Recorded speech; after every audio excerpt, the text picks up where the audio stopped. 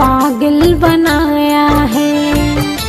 पागल नहीं थी तूने, पागल बनाया है।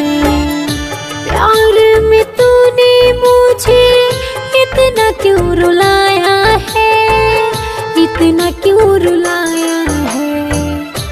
पागल नहीं थी तूने, पागल बनाया